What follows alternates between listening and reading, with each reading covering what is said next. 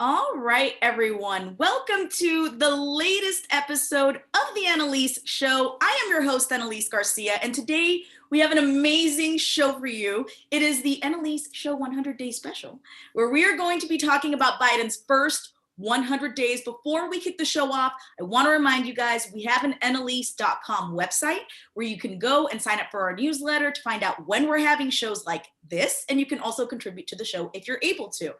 And I want to remind you guys that moving forward, because of the censorship on YouTube, we will only be streaming a small part of all of our live streams on YouTube. And after a few minutes, that live stream is getting turned off.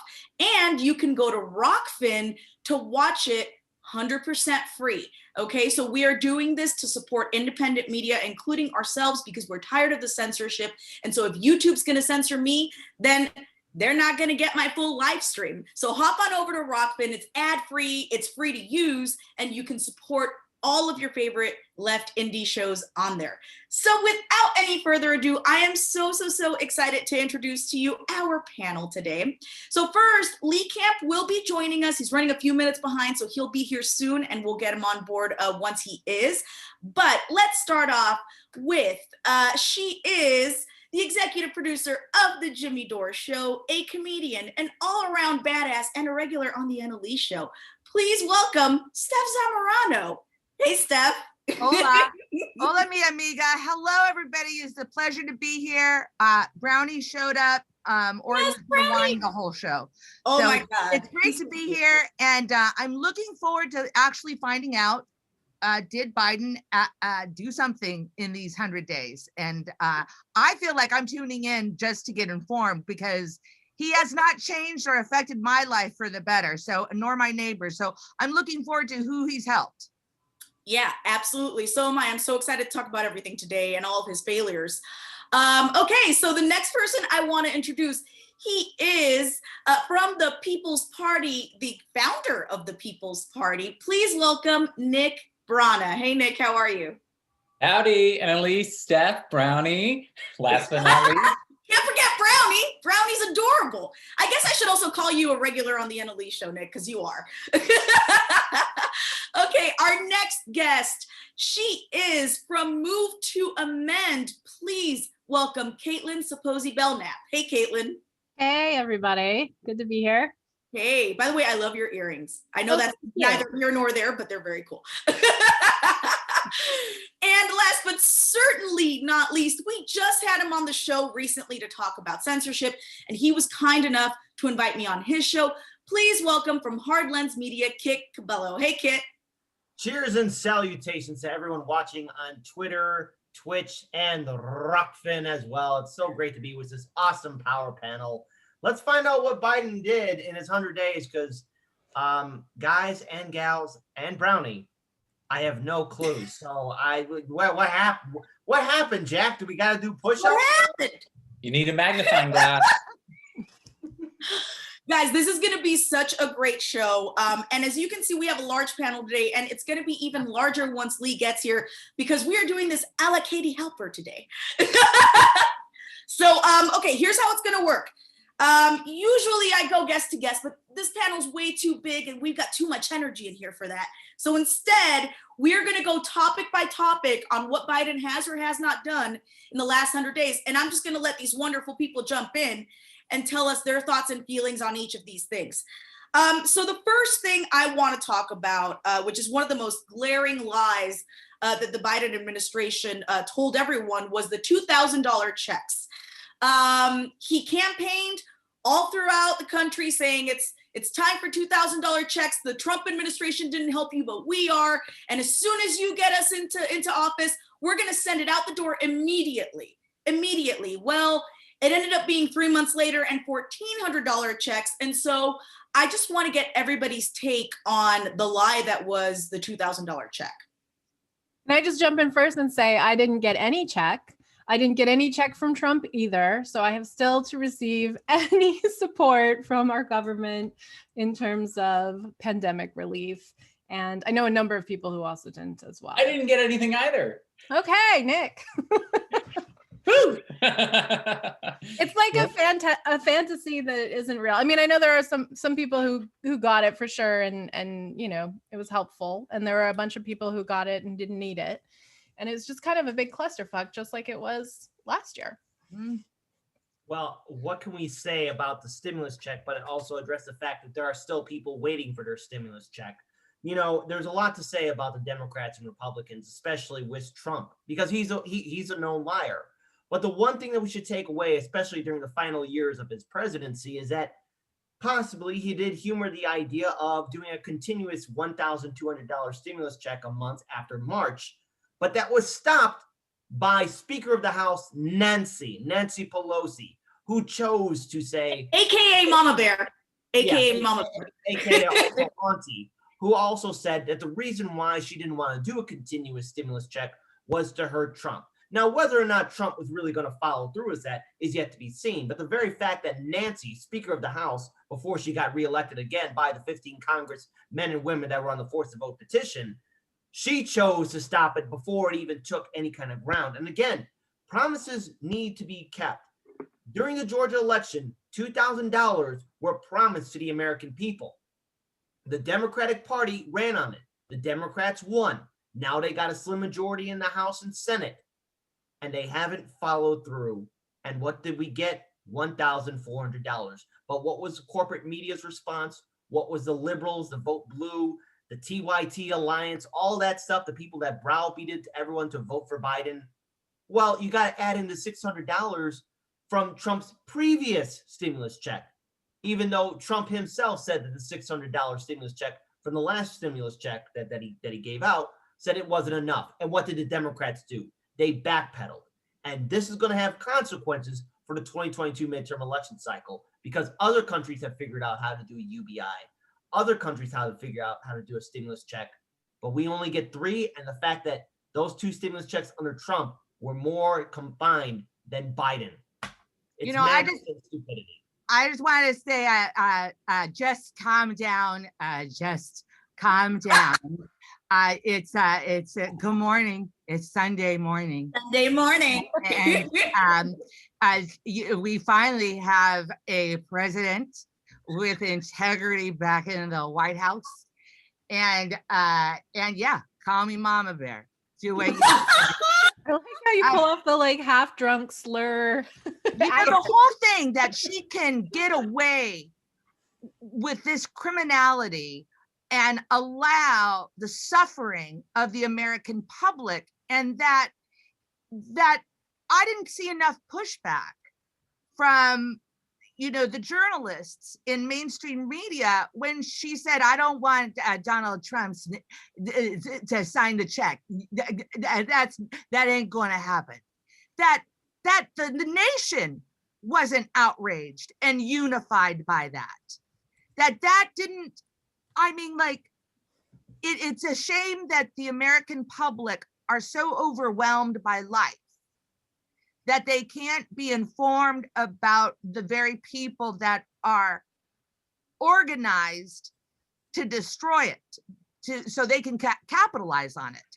That this woman isn't run out of office just after, was it 2 weeks ago that we saw that she had made mammoth changes in her investments to help her garner more wealth? That there's not legislation in place that these people can't garner this amount of wealth? You know, that you see, you see time and time again the disparity of wealth in our nation and the level of cruelty that represents. And so, like, when it comes down to the stimulus and the suffering of my community, my neighbors, and that it how could it not be time for a third party? Damn right. You want to jump in on that, Nick? Like, Biden, like it's so clear cut. You know, Biden, like Steph said, you know, they even had graphics that said $2,000 checks. They had a graphic of a check that they were using to promote it. It didn't say 1,400 plus the 600 you got before. Right. After we took your jobs away, after we killed all the small business jobs in the United States. It didn't say that. It said 2,000 immediately. And then it was supposed to be widespread. It was supposed to be universal. What did we get instead? We got 1,400. 2000 became 1,400. Immediately became sometime in March. And then 2 months after it was promised, which, by the way, is a scandal in and of itself that the Biden administration would come into this crisis without a plan. Why are you going to wait for inauguration to put together a bill, like to act for relief? Why that was the part that I think is craziest. Yeah, is that they were like making it up as they went along, even though. Why is inauguration the start? Right, exactly. Like, what is this? And then there was also the fact that 17 million fewer people, Ilhan Omar pointed this out, 17 million fewer people actually ended up getting checks than from the Democrats than got from Trump, because they means tested it, which is what they're best at. Well, the thing is, what we have to remember is that people seem, and corporate media is responsible for this, for doing Trump derangement syndrome. People have PTSD from Donald Trump getting elected in 2016.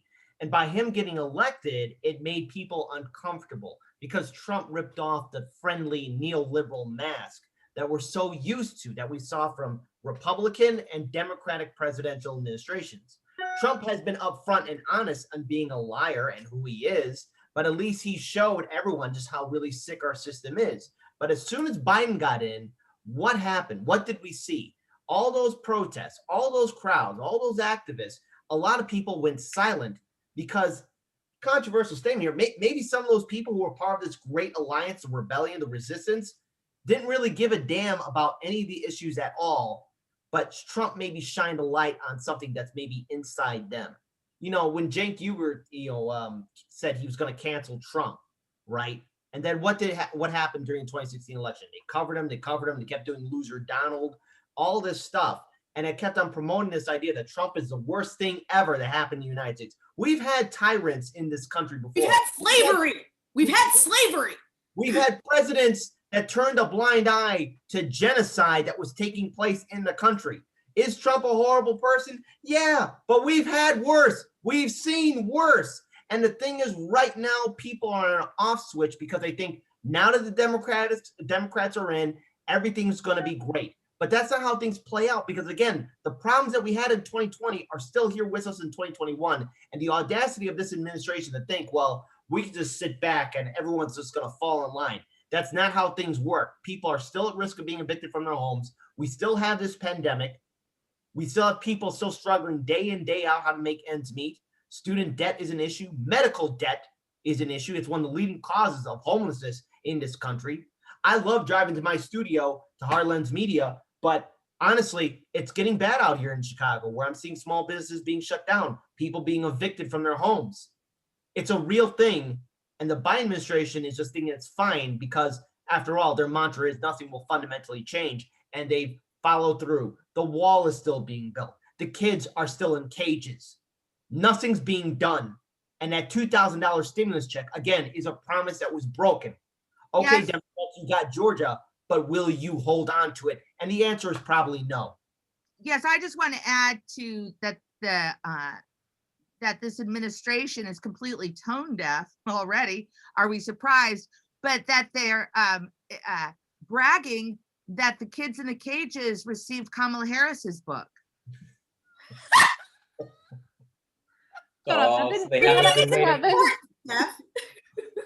Is that for real? Yeah. Are you?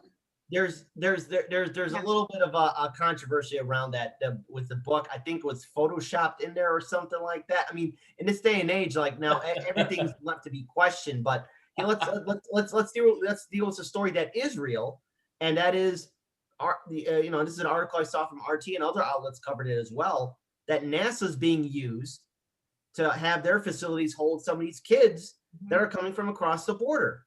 That's a real thing. NASA, we're supposed to go to the moon, not house kids. That's something that is very real. Can we shoot the kids to Mars? Maybe?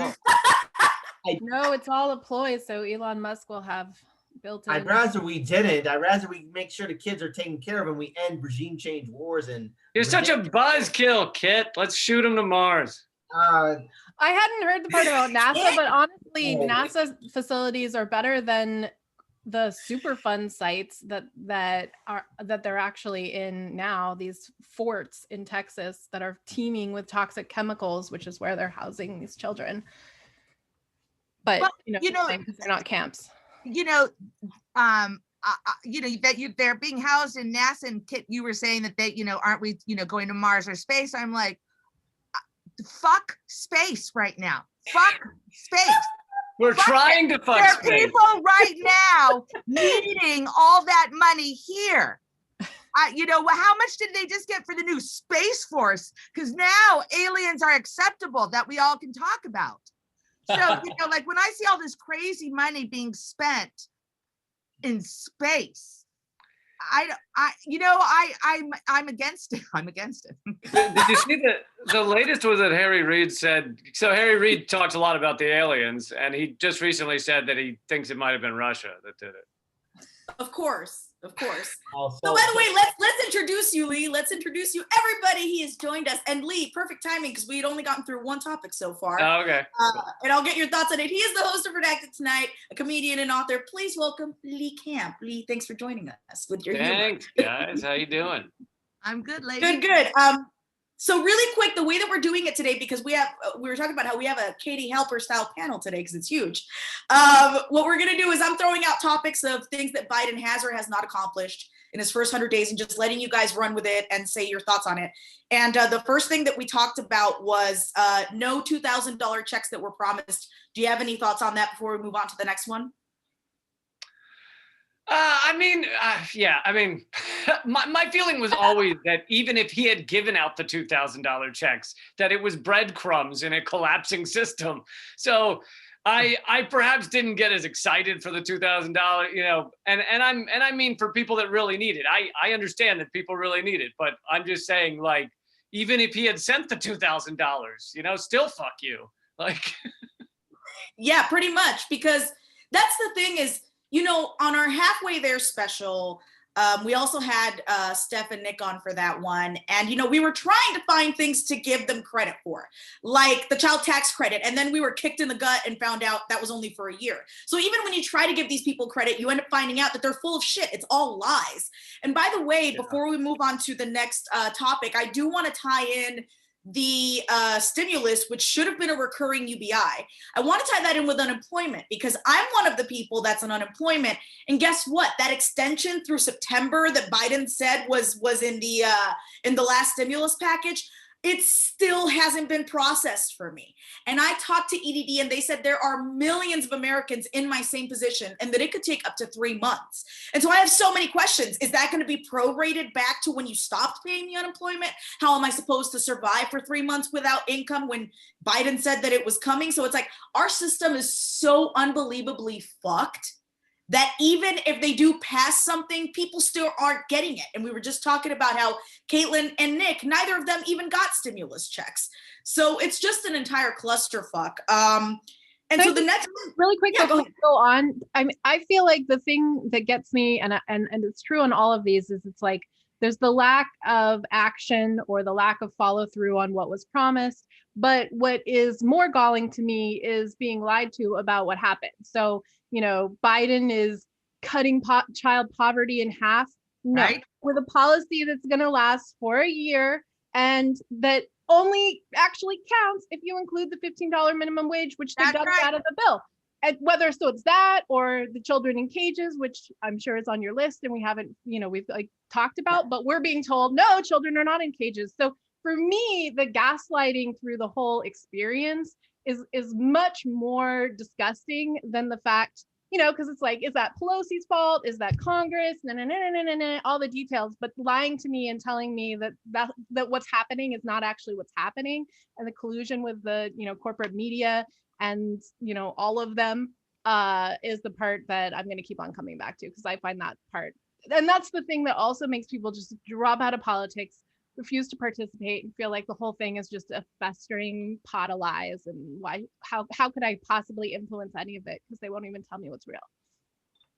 Yeah, absolutely. It's insane. And it's like, that's why this 100-day special might as well be titled Fuck Biden and AOC, because I'm tired of trying to find something to give these people credit for. They're not doing anything. They're lying to us. And even when we think they're doing something, it's like what you just said, we end up finding out it is a lie.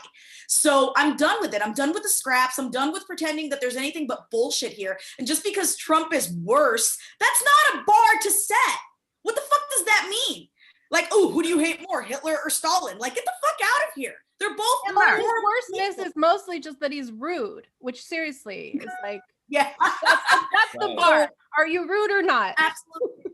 Yeah. You know So, what? But ano- he has his moments Yeah. where he can be on point, and that is when he told the Oscars, "Go back and do it again," because that was funny. When Trump messaged that out about his opinions, yeah, that was rude, but it was kind of funny. Go back and do it again. I'll give him some credit for that one. Fair enough. Fair Yeah. enough. No, trust me, I got my chuckles. It's just, I mean, no offense to my comedians, but I don't want my president to make me laugh. I want my president to get the job done and help Americans. You know what I mean? So sure, I mean, him and Bush made you laugh with all their stupidness, but that's not what I want in my president. That's what I want in like something else that's not running the country. Okay, so the next blatant lie that I want to talk about is the $15 minimum wage. And Steph, you and Jimmy have played this clip several times now on the Jimmy Dore show that shows all the times that Biden said, it is time for a $15 minimum wage. It's way past time. It's high time for a $15 minimum wage. And supposedly the progressives in Congress refused to force the vote because they weren't going to get committee seats and they were going to get a $15 minimum wage. And none of that happened. And now they have no plan. They have no strategy. And they're admitting to not even voting as a bloc and having no intention of voting as a bloc, as well as no plan. It was the parliamentarian. It wasn't their fault. Why can't you guys just understand? Okay? So yeah, absolutely. So this bullshit parliamentarian excuse. So I want to ask you guys on the $15 minimum wage, maybe one of the biggest lies told because of how many people it could have helped and affected. What is you guys' reaction to the Biden administration just straight up lying to Americans about that? 40 million people would get a raise if we got a $15 minimum wage. The last time we got a raise, it was passed under George W. Bush in 2007. That's the last time the minimum wage was increased.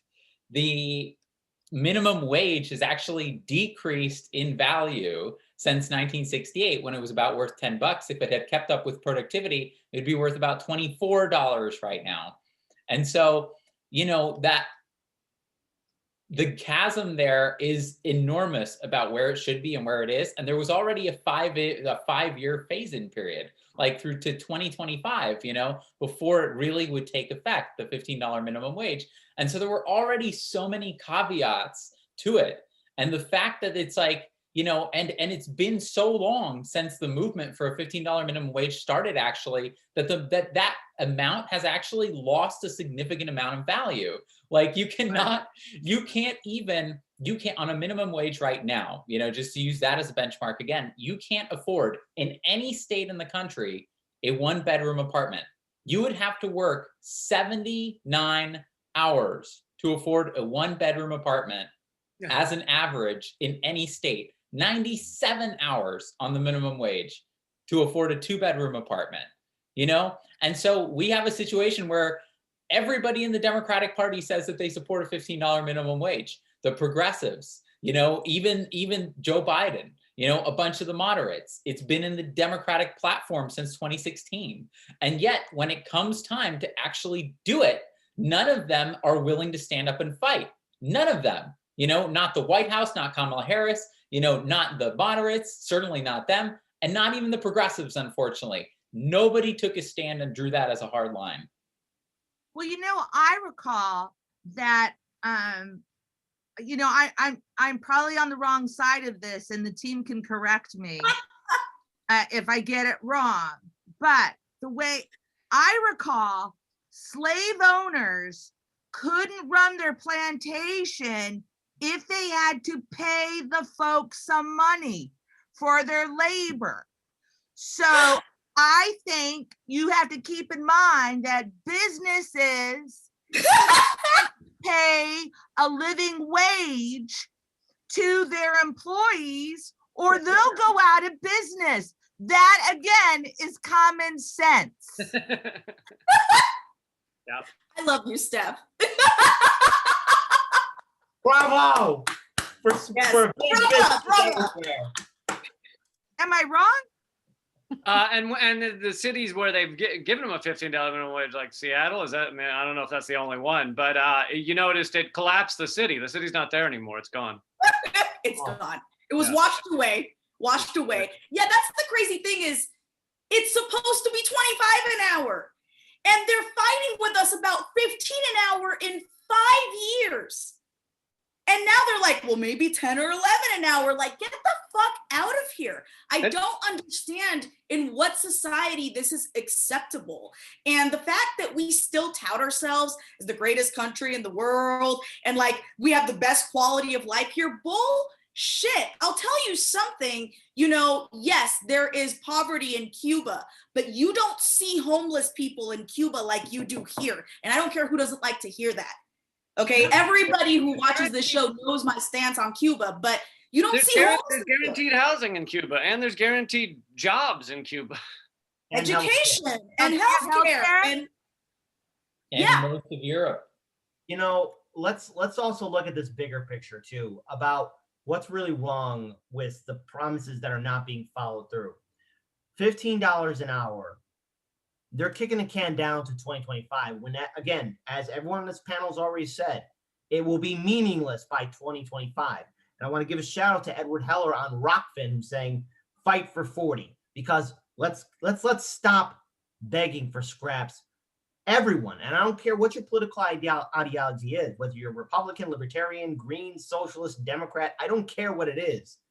The American worker is entitled to an increase in wage. The very fact that a private corporation like Costco can raise its wages up to $16 an hour and can still maintain its business practices and doing everything else and provide dental and healthcare, because I used to work at Costco and they could still do it, it really shines a light on how incompetent our elected officials are, including those 15 congressmen and women who are on the force of vote petition. But oh wait, we couldn't do force of vote for Medicare for all. We had to keep our powder dry, according to some guy on TYT.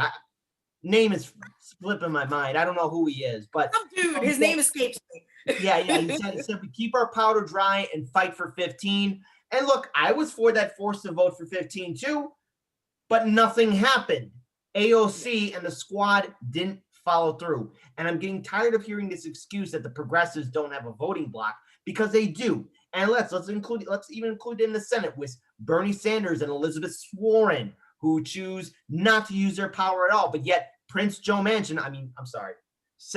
Manchin King Manchin can dictate what he wants. And then we get these ridiculous fluff stories about how Senator Kristen Sinema and good old Mitt Romney are doing a bipartisan plan on doing $11 minimum wage increase nationwide. I think what you're speaking to is, I mean, yes, this is a critique of Biden, but it really just shows the total lack of leadership that we have anywhere.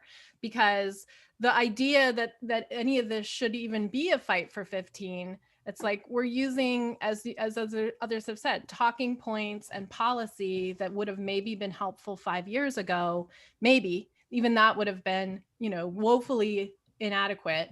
But that's where we are. That's not that the reality of what people should have as a minimum wage is something that is coming from, outside, from marginal voices. It is not coming from any kind of leadership, anybody in any position of power who should be setting that tone and demand. And we've got nothing. We have no leadership whatsoever. And obviously, Biden is supposed to be the top of it, but we always knew that he was a corporate Democrat. That's no question.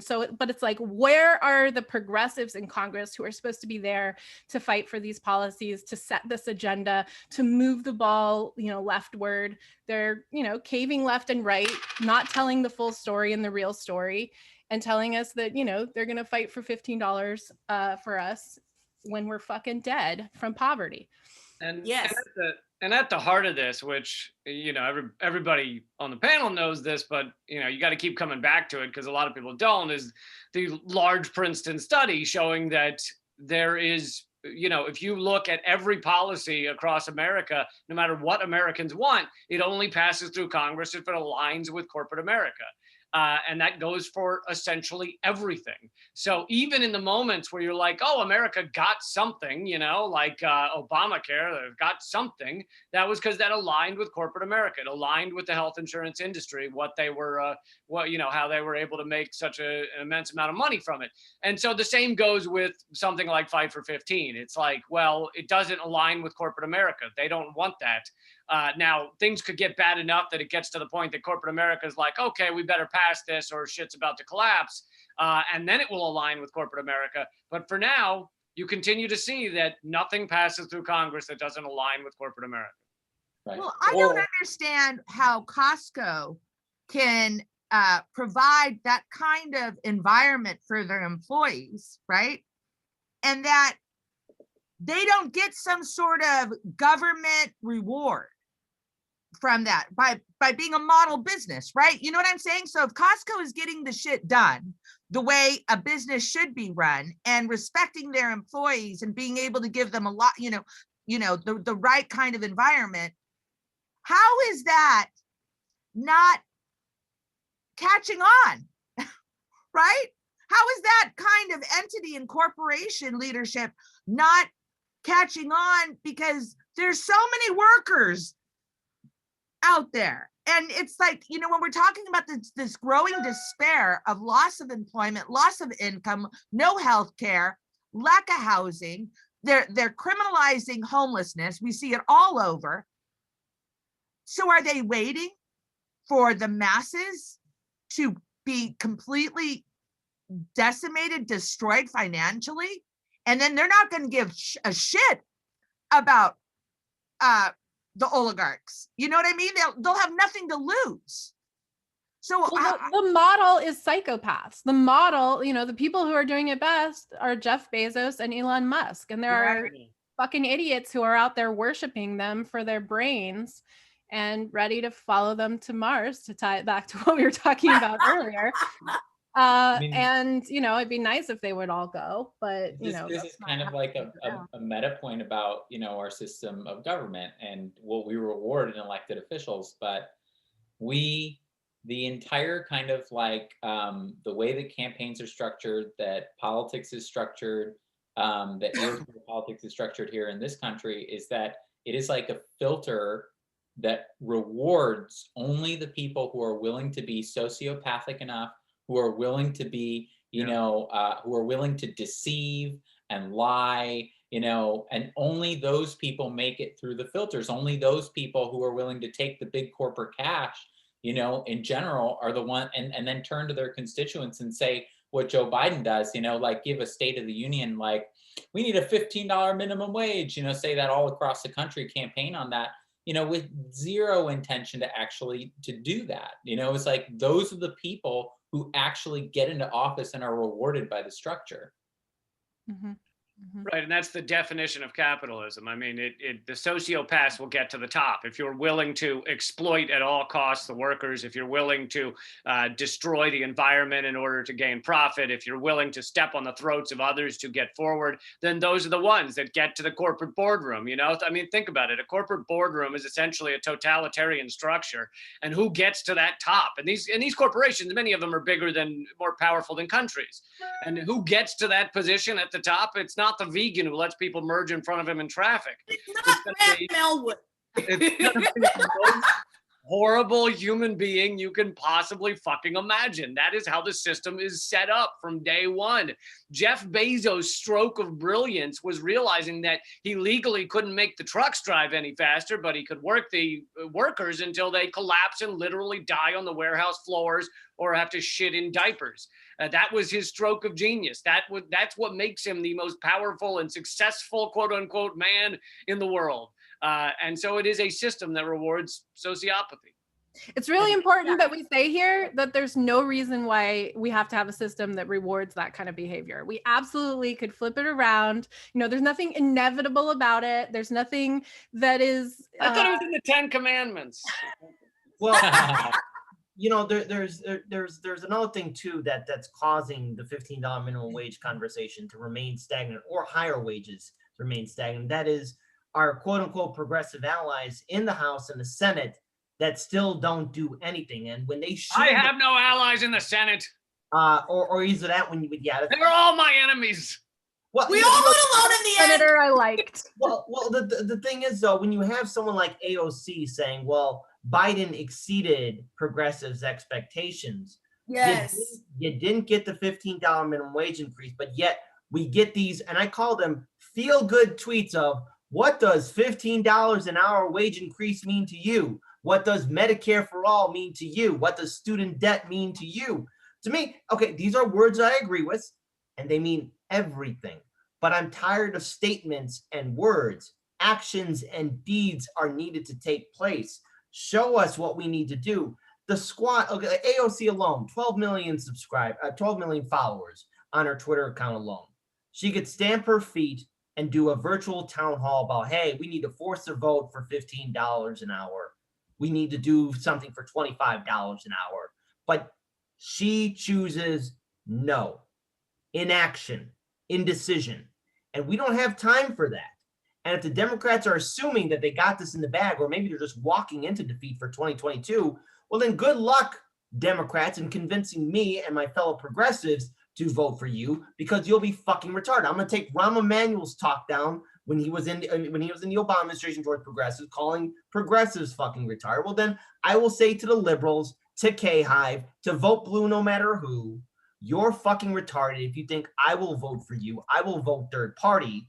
And if that offends you, already too bad. Like, I'm already deemed your enemy. But if you're just going to do feel-good tweets and then not stand up when you are needed, when you were needed for specifically the force to vote for Medicare for all, you didn't show up.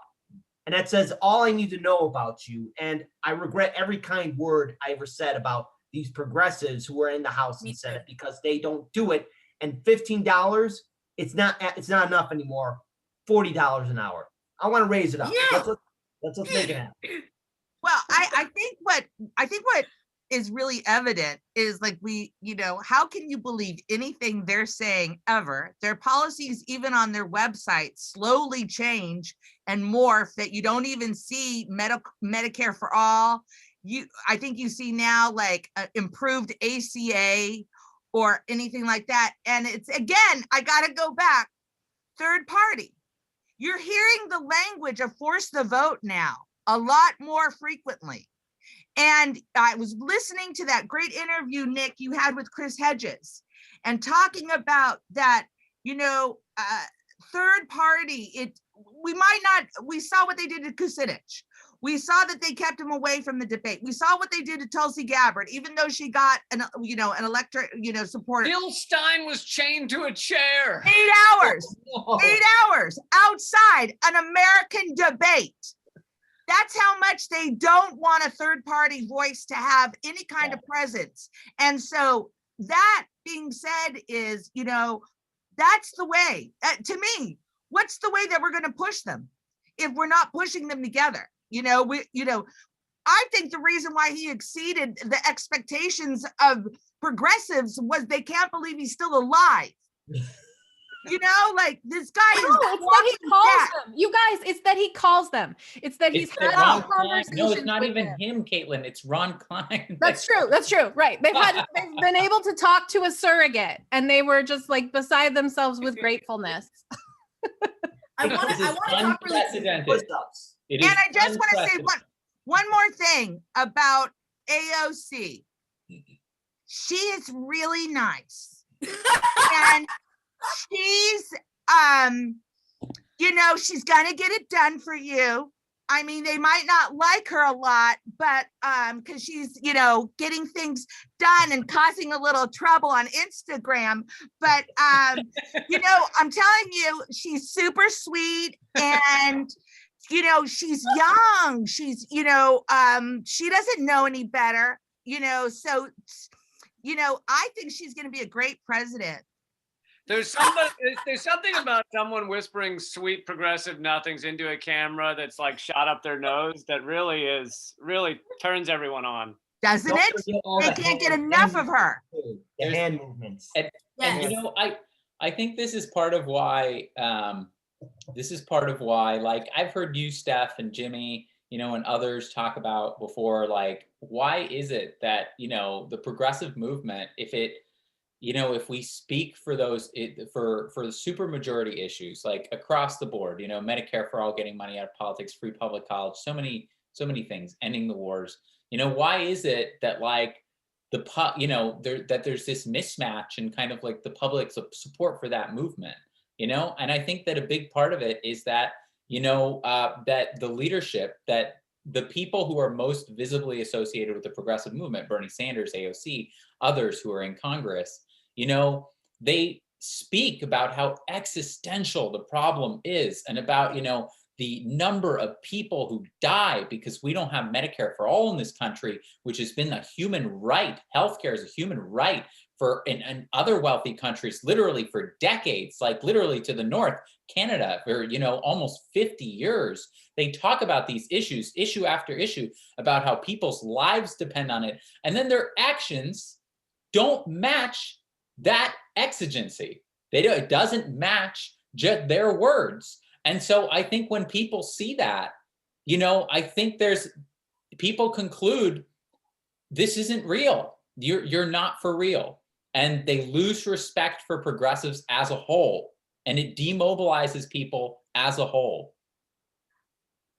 Yeah, that's very true. And we're going to get into the progressives' complete bending over for the Biden administration and saying thank you. And we're going to get into foreign policy stuff, including, immigration, which I consider kind of foreign policy. But one more thing I want to talk about that's really big, that's local, is the no public option. So in the midst of a pandemic I've never experienced anything like this. And I went to the store yesterday and everybody was wearing masks, which is totally normal now, but it kind of hit me all of a sudden, just looking at people. And I was like, what happened to our lives? Like, this is crazy.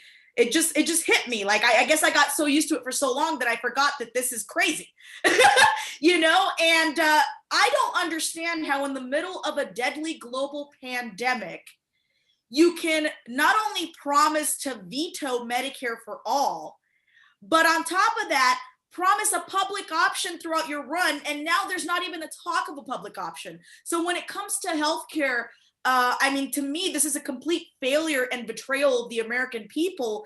Not to mention that Fauci, who is still touted as an amazing guy, straight up lied on TV about masks killing hundreds of thousands of Americans. And now that guy's touted like some kind of hero, and he has admitted that he's lied, killing people. So what is you guys' take on the disaster that has been healthcare under, the first 100 days of the Biden administration? Well, healthcare is a human right. He said it. And that's all I need. A+. Are you satisfied? Done and done. Well, the thing is, we have a thing called COBRA, which again, I would really like to sat through the naming of that committee. I mean, who thought, like, hey guys, I got this great idea. It's called COBRA. It's going to be great. There's nothing frightening. Even Cobra Commander. The name they shot down was Death would Dragon. say that was a good idea. The name they shot down was Death Dragon. Oh, well. Cobra's Well, are way more I think that squishy than sounds Death cooler. Dragons. There we go. That's just my opinion on it. But the thing is, Joe Biden said he'd veto Medicare for all, not once, but 4 times during the campaign trail. He's Bernie Sanders' good friend. We're not getting Medicare for all. And when we could have gotten the idea or conversation for Medicare for all, who shot it down? It was the progressives in the House that chose not to hold Nancy Pelosi accountable for her actions, because Nancy, similar to Joe Biden, has had a 40-plus political career, 40-year-plus political career in Washington, D.C. And if they wanted to change anything, if they ever gave a damn about changing anything, they would have done so decades ago. Nancy used to be for Medicare for all until she got that check from Wall Street. Joe Biden never gave a damn about it either. And Bernie Sanders, he's not raising any hell about it either. And neither is the progressives who are on the force of vote. That's not true. He tweets about it. Okay. Well, all right. I stand corrected. I'm out. I guess I'm out. We live in a Twitter world. It's just if you get Twitter promises, then you're all as well. Hey, that's good enough for me. Like I said, A+. Tweet. A+. All that matter. Can we get Twitter healthcare? Is that a thing? Maybe Twitter can provide. You There's know, probably some game where we can virtually have it. a really good friend of mine, and of Lee's and of Caitlin's, came close to dying because his insurance company denied him the care that he needed for his cancer. And Phil Ateto is his name. He's our national action coordinator at the People's Party. Thankfully, the community was able to band together and was able to really put pressure, and Phil is a total direct action guru. And so, you know, he knew what to do. We knew what to do. We put pressure on Care First, and we're able to get him the medication that saved his life. But he recently had to fight for that medication again. And if he hadn't got it, you know, the insurance company literally said that, you know, Hold on, Nick. I just want to add that it worked. So it was saving his life. It was working. Clearly working, and they cut it off again. And because they said it was not medically necessary. Quote, not medically necessary. Phil probably wouldn't be with us now if that medication hadn't saved his life. And that was because so many people were able to come together and to help with, I mean, he set up a GoFundMe, put pressure on the insurance company.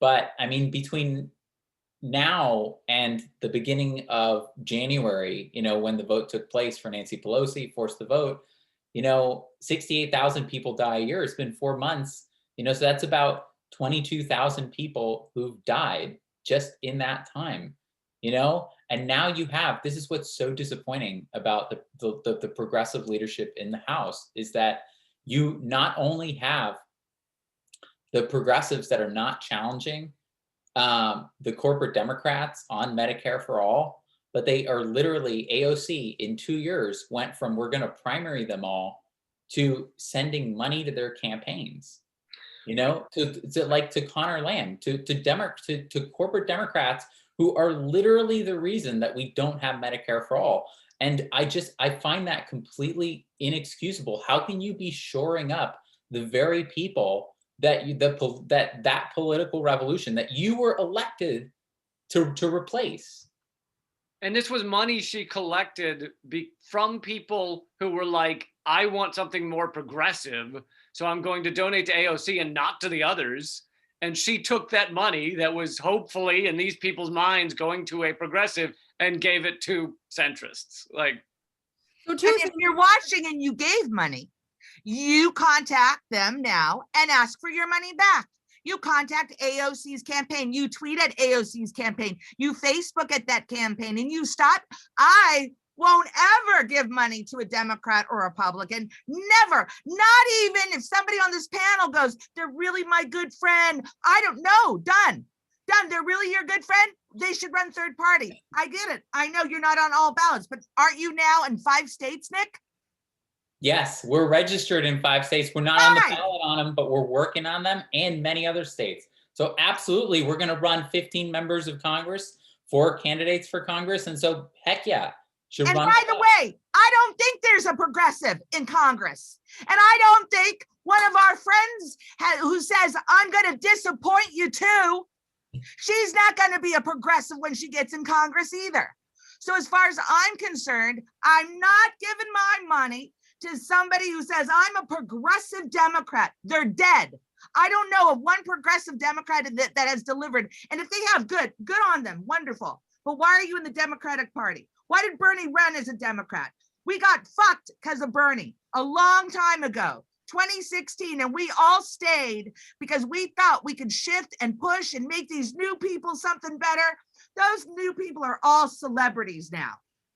As soon as their face was on the cover of Rolling Stone with Mama Bear, we should have all puked and asked for our money back from those frauds. And they might not have been frauds initially, too bad.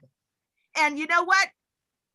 If they really had integrity, they would get out and work with a third party. And let's also notice something too about especially the congressmen and women that were on the Force the Vote petition. When was the last time we've seen them on independent media, on any of our shows, or on TYT, or on anything else? We see them always on corporate media, and corporate media has that long-standing idea of just tearing down progressives and occasionally giving them a little up here and there. But I mean, AOC and all of them are just basically riding on the fact that they're celebrities and they have social media followings. But you can't hero worship these people, and you can't also hero worship Biden, because when you're in that mindset, then that means you can never criticize them. And politicians are never meant to be hero worship. They're meant to be criticized. They're meant to be held accountable in theory because they're public servants. But we don't have that because we have a corrupt two-party neoliberal system where money is speech and corporations are people. And so long as the squad remains obedient and quiet towards the Biden administration, nothing will fundamentally change. Again, no $2,000 stimulus check, no $15 minimum wage increase, no Medicare for all. I will say Force the Vote scared them. Force the Vote has scared people. Don't you think, Nick? Don't you see that the way they're trying to now have a dynamic between people and say, we're really going to do this? I think Force the Vote has pushed them, and where AOC was trying to censor us and say it's violence, this is violence, people talking in a camera is violence. You know, wow, she doesn't really understand the volatility of our existence in our communities when we're suffering, what that violence really is, the violence that is occurring in all these homes right now, how abuse has risen in homes because of the despair that's happening. And the reason I go back to AOC feeling it was because they are trying to censor all of us. And they started with the idea of that our words were violent, that asking for health care was somehow too confrontational. And I say, we need to do another town hall.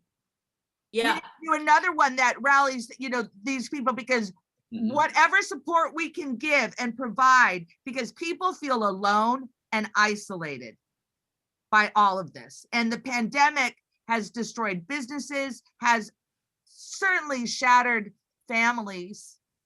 And now they want the schools open to solve all those problems of society. It's not going to work. And so sorry, go ahead. I didn't mean to interrupt. No, I think that this actually slides perfectly into the next thing that I want to talk about, which is the censorship. And a lot of lefties were cheering when Twitter censored Trump, and I was like, don't cheer. This is not good. Like, if you can't see, like, let alone the fact that you should just be against censorship to begin with, no matter what. But even not understanding that it was coming for us next, Graham Elwood being demonetized, Lee Camp's problems with Patreon, which, I left Patreon as soon as I got on Rockfin because they're fucking with people, and people showing up at someone's house for tweeting at AOC. Like, I mean, this is insane stuff. My channel, not people. You mean police showing up? Yeah, police. Yeah, straight up. And so, I think almost everyone on this panel has been affected by this censorship. What are your guys' thoughts on this, and where do you see this going? What do you think we need to do to fight back?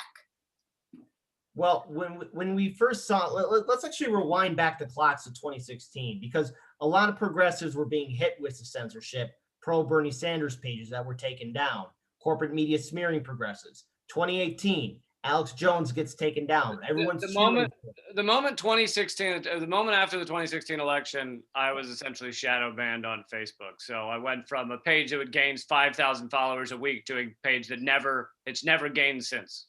And again, it's madness that's happening to a lot of content creators. And even now, under a Biden administration, what people feared under a Trump administration is happening tenfold. Progressives, Lee Camp has been hit, Jimmy Dore has been hit, Graham Elwood, Ron Placone, our channel, Your channel as well has been hit. We've all been hit by this. And the thing is, they're trying to censor people that are trying to be critical or hold accountable to the Democrats that are now in power. And the very fact that this is being cheerleaded on by larger media outlets, those that have the coveted blue check mark, or corporate media as well, should frighten people and get people upset. What's happening to YouTube, Twitter, Facebook, and Instagram is exactly what happened to radio, television, and cable. And now we're seeing radio, television, or specifically cable TV in Hollywood worm its way into YouTube, Twitter, and Instagram, pushing away original content creators and independent media. And because of this super fast rush of censorship, people are now being spoon-fed the same neoliberal narrative. And again, what happened to radio, it's happening to YouTube. I mean, already RT English and RT's German channel and Arabic channel were specifically hit hard by YouTube's algorithm. Redfish, another channel that's on RT, again, they had a Facebook page of 830,000 followers, which is great. They were banned because they did an upside down picture of Mussolini saying, hey, this is the day he was murdered. This is the day he was killed, ending 20 years of fascism in Italy. An upside down picture is what set Facebook's trigger algorithm off. And then also showing pictures showing in honor of the Holocaust, you know, honoring the memories of those that died. That's what caused Redfish to get banned. And then so many other people are being, for example, Ford Fisher or Status Quo, when they covered the January 6th riots. Okay, that footage is fundamentally important, but yet their channels get hit, but yet CNN or Fox can use that same footage and YouTube will favor them. We have the CEO of YouTube who gets her own participation trophy and a pat on the back, and also laughs about removing 9 million videos on YouTube and saying basically, we're going to support authoritative media sources, those that are the experts. This is the same corporate media that led us to a war in Iraq, that promoted a conspiracy theory called Russiagate. And what, gas attacks in Syria? The same corporate media that turned a blind eye to open slave trade that's happening in Libya and a genocide that's happening in Yemen. And yet independent media is a problem, or me being critical of the Democrats is a problem. This is why we need independent media. This is why we need to break the monopolies. And people should be upset about this. But sadly, we have politicians and corporate media pundits that are saying this is just fine. I remember when television and radio used to be fun, and that was not too long ago. And now, especially to younger millennials and Gen Z, what happened to radio and television is exactly what's happening to YouTube, Instagram, Twitter, and Facebook. So if you like this, fine, but these social media platforms will get very corporatized, be very boring, and that's why we have to look at outlets like Rockfin, like Panquake, like Odyssey, because we have no choice but to adapt. And maybe more people will wake up to the fact. But this is happening under Joe Biden's presidential administration, where independent media is being censored.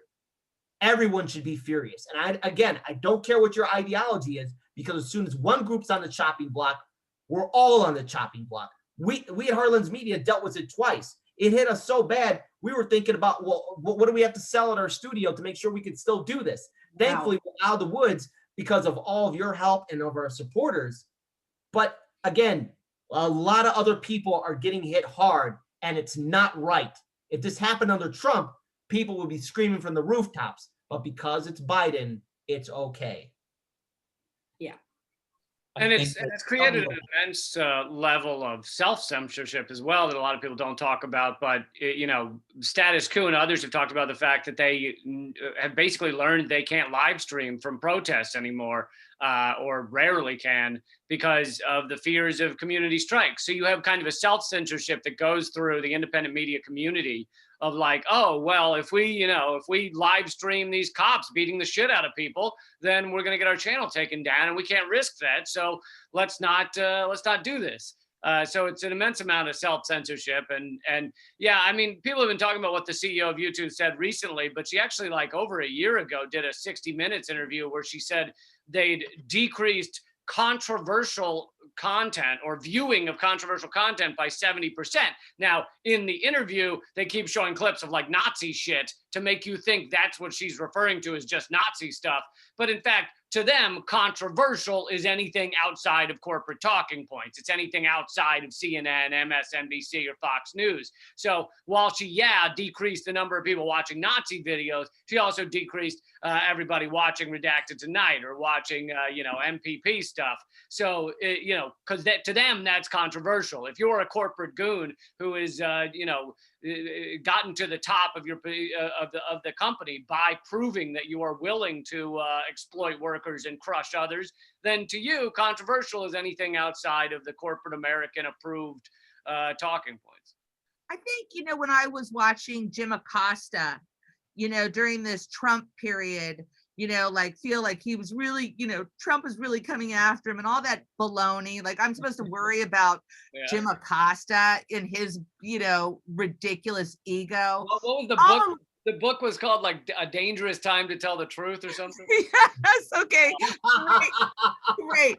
So in the meantime, does Jim Acosta ever cover Julian Assange?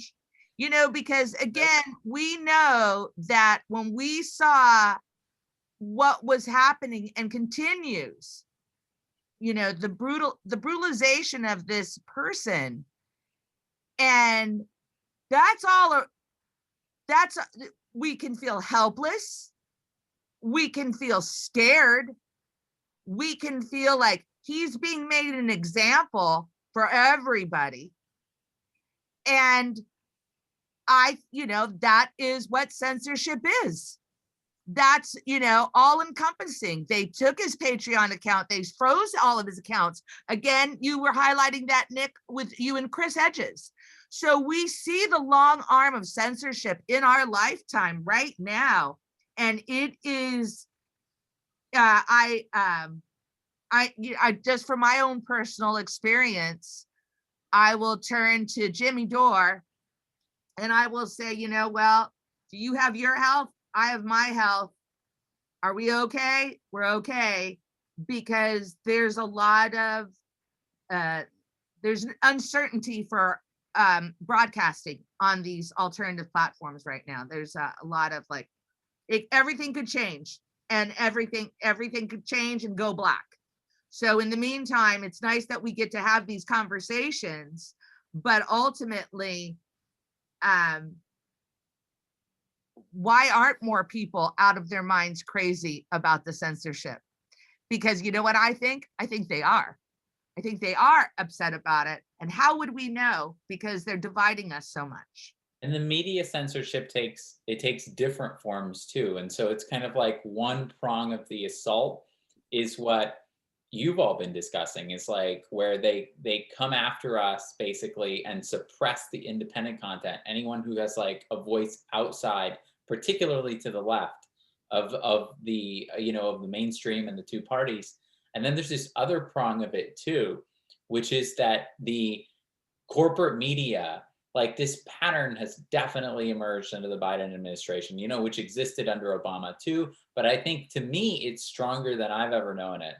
And that is that like the Biden administration will come in, it will say that it's going to do something like, we support a $15 minimum wage. We're going to no deportations in the first 100 days. We're going to end the war in Yemen. They'll say all these different things.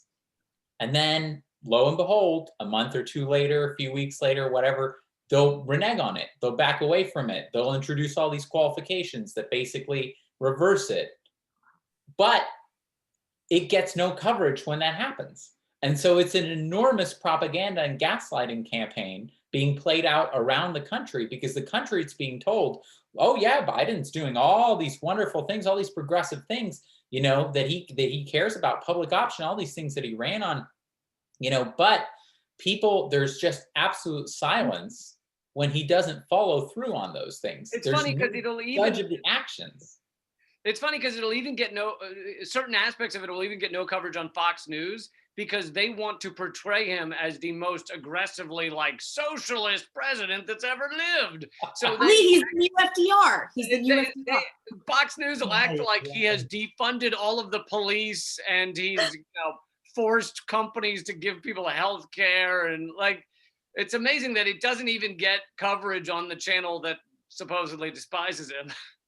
And the Like, reality of all of that is that people are incredibly confused and misinformed. And so, I know a lot of people for example, people that I know that I connect with on Facebook but I know in real life, who think that Biden's doing a pretty good job. I mean, Yes. on one hand, there's no critique of him from any sort of media that they think that they should trust. And then you have progressives who they know are to the left of Biden saying he's doing a great job. So all of it measures up and lines up into like, it must be fine.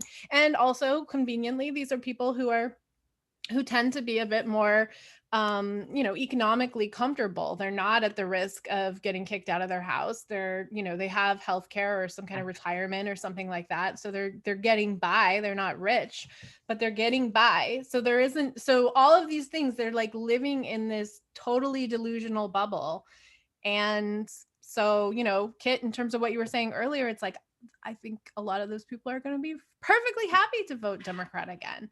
Well, And that's what's so devastating about the fact that the people who are working for policies that Biden's administration is undermining, supposedly, these progressives in Congress, their failure to say anything really helps lock in that this is what's going to happen. And so at some point you do have to sort of say, I mean, I don't like to get on the like AOC or whoever, attack train, just because it's like, it's not about any person. What we are seeing in front of our faces is how systemic the situation is and how it is the system. And it doesn't really matter, because I think they did go there thinking that they were going to make a change. And then, 100%. And they still probably do, because, on the whole, I bet you Nancy Pelosi is kind of a bitch to AOC most of the time, And so she does feel like, I'm not her friend, we're like, maybe we're at a standstill or something like that. And all of the drama and whatever that people get pulled into, and it's all just a giant delusion. And that's what's so disappointing, is that there's nobody who is clear-headed enough. Going back to what you said, Nick, about like, I really do believe, like when she's crying outside of the camps, it's like, probably she was emotional. I don't think she was acting, but then it's like forgetting that every day and not remembering why you're there, and that you're there to fight, because this enormous system is the opposite of everything that we need to sustain life. Like literally we're on the brink. And people are not able to like keep that in their minds, and they just get sucked into this machine that has a role for them. And the role is to, a little bit argue, but for the most part go along. And so they do. The reason why I am on the attack AOC train is because I don't think she forgot. I think she has made an active choice. And for me, her donating to corporate Democrats was the final straw. And I had Brianna Joy Gray on my show to talk about this. And what I told her was like, look, no matter what the reason is why this happened, whether you want to say AOC didn't know or she did know, either answer does not make me satisfied. Because if she didn't know, that is unacceptable, that she does not know where the money that her supporters are sending her is going. And if she did know, get the fuck out of here. Like, there's no way. There's no way she didn't know. She had to know. No, I think it's she knew, and it's. I just think it doesn't bring anybody in. You know what I mean? That's not the point anymore. Strategy behind that, because right. No, I totally hear you, but it's just there has to be a point where you're done with it, like excuses. And in my mind, she is donating to corporate Democrats. She's not backing progressive. She didn't back Cori Bush. She's not doing anything that she said she would do. And now she's not even accountable to the people who helped get her elected. So at this point, I don't think that she's forgetting. I think she's making a conscious choice every day to choose her career over actually getting us what we need and being uncomfortable for a bit in Congress by actually fighting. I think it's important to remember that she also, when she came in onto the scene, and while she was, challenging, so the point was, she said, even if I'm there as a one-term representative, I'm going to do this, this, and this, and this. And I'm going to caution, the universe by saying that when we challenge the elected official who said they're going to do this, this, and this, and we hold them accountable, it's not attacking them. It's not an attack. That's kind of like, that gives that whole thing another feeling. She's being attacked. She's being held accountable along with all of the politicians that are being held accountable. They're being accountable. And I think there's a certain, people are infantilizing these, these people and saying that they're young or he's too old, Bernie's a nice guy or this and that. I'm holding them all accountable for their promises that they have failed, and they've had opportunity to deliver on them. And not one of them showed up to the town hall. Not one of them. Not one of them that gave us lip service about giving us the right healthcare for our struggling nation. Not one of them had the courage to show up. What is that about? And if they're so afraid of Nancy Pelosi, then shout it from the, so if they're afraid of being destroyed, they're not so worried about their empty promises to us. So I don't know. I think, Caitlin, you're a better person than me because I'm okay with holding them accountable. And everything like that. Just to be No, clear, actually, I'm changing my viewpoint. You are better than me.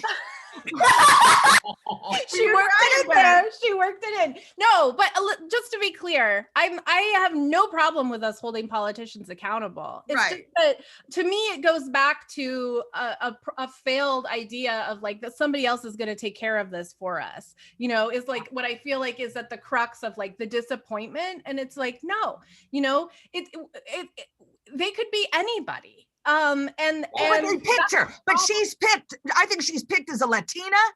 I think that she's picked as this young, vivacious, beautiful woman who has a lot of people that are attracted to her. And I think they're using, and that's manipulative. And I think she is engaging a whole generation of people who now look to her, and they're on and different social platforms that they're just shepherding them into this Democratic Party that has swallowed her up and swallowed any vision of a great future. Third party all the way. Just saying it's an old playbook. I mean, who do you think Obama was? Why do you think Obama came out of nowhere and got to be president? Because Obama picked Biden. Obama made sure that, what wasn't it Chris had just said, when he picked Biden, he was winking at Wall Street to let them all know that he's the guy. And that's what we can expect from every single one of them, because that's what their party steers them to be. Yes. And that there's no real choice for them. That's why we only can get there and make the kind of change that we want to make if we're not beholden to their system. And their system is the two-party system. Yes, it's so important that we take the right lesson from this, that we take the right lesson from what's happening. Because, and that's what I hear in what you're saying, Caitlin, is that we could analyze this from a perspective of like individuals, and there is something to be said for that. That is like, okay, AOC's making a choice that we disagree with here very strongly, that is having like objective negative consequences on the movement and the pressure that's being placed on the Biden administration. We're supposed to come in and move them left. That's not what's happening. What's happening is actually the Biden and the establishment is moving the squad to the right, because that's what's always happened, But the lesson that we need to take from that is the systemic lesson, because otherwise people might leave this thinking that it's like, we just elected the wrong people to the Democratic Party. And if we just elected an AOC who has more integrity, then we wouldn't be in this situation. But, the most important realization, I think, is that no, this is what the Democratic Party just does to people. And so whomever we put there, the party's the problem, the system's the problem, the incentive structure's the problem, that's what we need to replace. And that's what we need to replace with an independent party that doesn't take corporate money. Besides sorry, Steph, go ahead. Oh, well, I just wanted to say that I know that conversation that we've all had is it's maybe the third party isn't going to be successful every time, but it's the issues that the third party is consistently talking about. That's the pressure. So the success will come in different ways. Maybe we won't get, a People's Party president anytime soon. Who cares? But it's because that pressure will be local pressure in local government and in higher government. And so that's why, I was a Democrat, all my life, not because I just seemed like the sensibilities to me, but I'm totally checked out. They don't represent me. And I really think it's a problem calling anybody a progressive right now that's elected. I just don't think they exist. Well, how about if we pick a different term anyway, really, if we're going to, what the fuck is a progressive anyways? Progress towards what? Progress towards completing the manifest destiny that America has been about since the beginning it was started. We could have a critique of what the hell think we're progressing towards, because yes. And I think those are both good points, which is, I'm totally on board with Steph saying, like, yes, we need to hold these people accountable. And at the same time, what Nick is saying is also true. The structure, the system is a huge problem. And that's why we need an independent party. Go ahead, Kit. Well, there's a two-pronged strategy. Obviously electoral politics, and I'm all for third parties. We should have a true parliamentary system. We got to get money out of politics. But the one thing that is needed, besides a good campaign or a good candidate from bringing in change, be it at the state or federal level, because we got to count in the state elections too, because that's going to be key. It's going to require the people to step up. At this point in time, there's no knight on the hill that's going to come there and save the day. It's really everyone that's watching this live stream, everyone that's watching our own shows, our perspectives, our points of view. It's going to have to come down to the people to step up too, because when the people step up, that's when the leaders follow. Already, we're seeing examples. For example, the Kansas City Tenants, where they're fighting against, the courts, the Kansas State courts, for basically, Kansas City courts from basically getting the people evicted from their homes and apartments. That's one example. Another thing too. Let's look at state legislature, for example, where again we're seeing cannabis being legalized at the state level for recreational medical use. But also we're seeing the popularity and the rise of Medicare for all at the state level. And it looks like that's going to be an uphill fight. In California, where the Democratic Party just fucked it. Yeah. Or where the Democrats screwed it over. But again, it's going to require people to step up and to get involved. And that's why we have these shows. That's why we have independent media. But it's going to have to be a two-pronged strategy attack where we have to really shake the system up to where the establishment can't really counteract and say, well, hey, we got AOC here. Yeah, that's great. We're seeing AOC, but what has she done for us? Because she could tweet all the good things we want to hear. She could say all the good things we want to hear on corporate media, but if she doesn't follow through, well, then it's nothing. It means nothing. And again, everyone's been on point with this panel, with all the issues being brought up. But what I'm curious to see is, what are the Democrats going to use for their propaganda in the 2022 midterm election cycle and going into 2024? Because we're so close. We're so close. We've got so much done already. We're so close. We've got more people in office. Been here before. If we get two more in, we can change the parliamentarian. Yes. So the last kind of segment that I want to do with you guys is foreign policy, which, in my mind also includes immigration. And then finally, the progressives' reaction to the Biden administration in the first 100 days. So when it comes to foreign policy, I have some things that I want to touch on here. So first of all, he's saying that he's going to pull out of Afghanistan, but it's already looking to be like that's a lie. It's already looking to be like they're going to leave intelligence people there. They're going to leave contractors there. So that's a lie. The kids in cages are continuing, and now in even worse conditions. Parts of the wall are continuing to be built. The new bill that was just, by the way, the new bill that was just proposed for families and all that, forget about that. Even though that hasn't even happened yet, that's only supposed to last until 2025. So that's not even a real thing. They're not interested in normalizing relations with Cuba. They're not back in the Iran nuclear deal, and they're dropping bombs on Syria.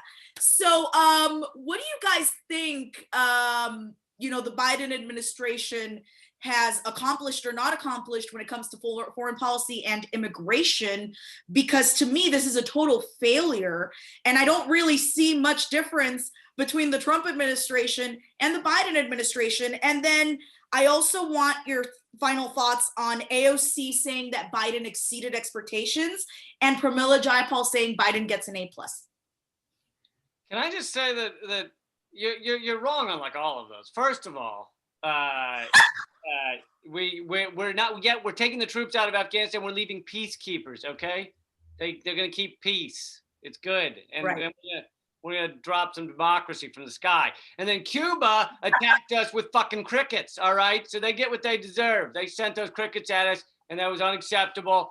And then the cages, they put stickers of like unicorns on the bars. All right, it's Oh my God. better than it was. Oh my God. And also, you said there's no difference between Biden and Trump. Trump actually was trying to withdraw the troops from Afghanistan, so there is a difference. I'm Mexican, and I don't remember anybody mentioning amnesty during the presidential election. I didn't know. Did Biden really talk a lot about immigration?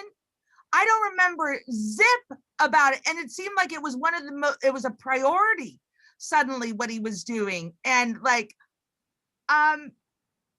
I just don't understand it. I really don't. I don't understand where people are in dire straits here, and that nobody's talking about housing, affordable housing, or a jobs program, and suddenly, I guess it just feels like they can't multitask one good policy. So they're going to try to, anyways, my point is, I don't see progress being made. And I just see that they're using almost the immigration thing to continually divide the country, because that's a real hot potato, caliente. And I think that doesn't that really become a divisive topic between liberals and conservatives, right? Won't that keep that steady, like we keep having to talk about Trump's policy? Whoa, who was worse? Who built the cages? How did this ever come in? How did this come about in the first place? Obama, Who deported Biden. more people? Yeah. Who deported more people? Yeah. Yeah. I know, it's just amazing. Biden said he wasn't gonna deport anyone. 100-day, moratorium on deportations. And he's deported, according to United We Dream, more than 300,000 people. Like the wall became this symbol of like how racist and nationalist Trump was. Biden gets in, he's finishing the wall. He's like using eminent domain to finish the wall. He's gonna confiscate property. And so like on issue after issue, it is that he says he's going to do something. He panders, because he knows what people want to hear. And then when he backs away from that, nobody covers it, And so like the kids in cages is like unbelievable. That was the number one thing. That was the number one fucking all the thing out of liberals. everyone's fucking mouth was, That's right. we have to vote for Biden because of the children. It's so disgusting. And Lee's absolutely right. The only people who talk about what he said is fucking Fox, so that they can say that he's a socialist. And if they gave a flying shit about those children, then you wouldn't have economic war against Venezuela and, allow what's going on in Haiti and Guatemala. It's like, that's where these kids come from, is from those countries that we're trying to destroy. Yeah, well, and then we got, Harris tisking Our drug policy. Yeah. Pothead Harris. Yeah, who also smoked weed and listened to Tupac and Biggie and said she was down with all the hip stuff that all the kids were down to. Look, I want to rewind back the clocks to something to where a person named who has a coveted blue check mark, James Morrison, November 7th, 2020, to the kids in cages, hang on, we're coming to get you. And they're still there. They're still there. Now, I bookmarked this tweet, and I think it's important to point out, again, the hypocrisy of the Biden administration. They're still building the wall. Well, walls don't work. Tell that to the people of Constantinople, or tell it to Genghis Khan when he walked around the Great Wall of China. Walls don't work, but yet the Democrats are building it, and it's happening under Joe Biden, the guy that's supposed to be better than Trump. There's a genocide happening in Yemen, slave trade happening in Libya, bombing happening in Syria, an ongoing antagonistic fight with Russia and China. The military-industrial complex still has a presence in Iraq and Afghanistan. The sad fact is, if we don't change, we are an empire in decline. And why is it I just can't help but thinking of all the episodes I saw from the Fall of Civilization podcast. We've seen ancient empires go through this, and we're seeing the United States take the same militaristic pathway that led to the downfall of the Roman Empire. Continuous war, continuous oppression, continuous censorship. And yet, AOC says Biden exceeded expectations. Okay, great. Then to the point at the beginning of the conversation, he hasn't died yet. He hasn't crapped his pants. He hasn't urinated on the stage yet. So he hasn't really done anything that makes him look like a senile old man. But the thing is, there's something really wrong where you have a country that's cheerleading a person who for 40 plus years has been on the wrong side of history. He worked with segregationists. He was against busing. He was for the credit card corporations to make student debt what it is. He voted for the war in Iraq. He did all these things. He has 8 accusations of sexual assault, rape, and abuse. But because Trump had more, you have the diehard vote blue, no matter who people say, well, Biden can do something to my kid, but I'll still vote for him over Trump. And there were people that tweeted that kind of crap out. And so the thing is, what does a real progressive movement look like? If it's attached to the Democratic Party or Justice Democrats or DSA or Brand New Congress or Our Revolution, we're not going to get anything. We got to break away from it. And we have to send a message to Joe Biden, to the Democrats, that you're not going to get our donations. You're not going to get our support, because if you're not going to follow through, why should I fight for you if you won't fight for me? So I'll vote third party.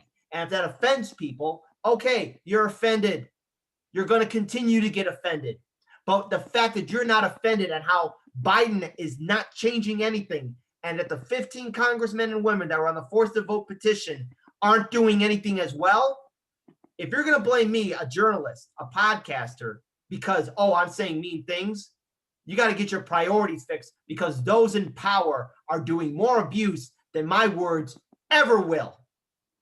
Yeah, and I just want to encourage everybody, stop donating to progressives in Congress. Stop donating to the Justice Democrats. You know I'm getting this from you, Steph, and I agree 100%. Just fucking stop. I think it's the perfect way to pressure them. I agree 100%. Just stop. If these people are not representing you and they're not representing your interests, stop giving them your fucking money. They're stealing from you. They're stealing from you and then giving that money to people who are fighting against us. So I completely agree. Like, there's a long history of that. I mean, isn't that what Move On did? Isn't that what Move On does? They take your money, they take the progressive Democrats' money, and then they give it to pro-war candidates, for example. Yes. And this is that's what I'm saying of like, this is the same old shit. When we act like, well, third time's a charm because Bernie lost in 2016. You guys, it's like 500 years of like charm, like no more tries. And also, let's please stop calling it third parties, because they are just the same, 2 different sides of the coin of the same fucking party. They need each other so bad, which is why they'll even come out and say it. We need a strong Republican Party. Yeah. Hey, Nancy Pelosi, I know you do. So it's the same thing. We are wanting to put independent people who are there, not beholden to corporations, not beholden to other political figures, who are independent, who can think for ourselves, and who can fight on behalf of the people who have no representation in our government whatsoever right now. Yeah, that's absolutely. And there is Shama Sawant is a fantastic person. And, if anybody wants to support somebody, here's somebody who's being challenged right now, who's being smeared, and send her your love along with some money. There's somebody who's been, I think, walking the walk. And the few occasions I've been able to be around her, I'm always inspired, and I feel hopeful. And Yeah, that's thank the you for power the reminder.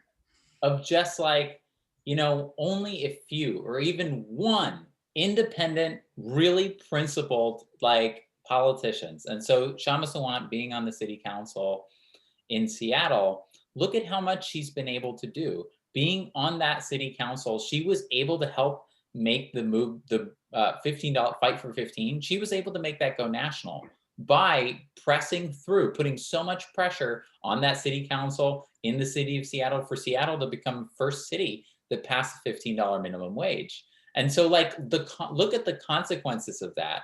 If, you know, I've heard this, I've heard you say this, Steph, and I've heard Jimmy say it too, but it's like, if the squad or, you know, members of the CPC were now independents, that were not answering to the Democratic Party leadership, you know, that were not answering to Wall Street donors, like just think of how different the dynamic in Congress would be right now. If there was just one People's Party senator, you know, just like a handful of People's Party members of Congress, you know, that would completely change. The Democrats would have to go to them to pass anything. And so then the bar would be set at what the People's Party representatives are willing to compromise at, which is you're not going to pass a goddamn thing until we get health care for every man, woman, and child in this country, and until we get a $15 minimum wage, until we get a basic income. You're not passing those things. Must pass bills, the military industrial complex, you know, these things are not going to pass. And then what you're going to see is what Jesse Ventura talked about at the People's Convention. And that is that the two parties will start to collaborate to pass bills more, you know, all the corporate bills, because that they do that already. But when that happens, it exposes them. It exposes that, like, as Caitlin's saying, it's not even a legit two-party. It's just like a symbiotic creature, basically. One party with two right wings, as like Noam Chomsky has put it before.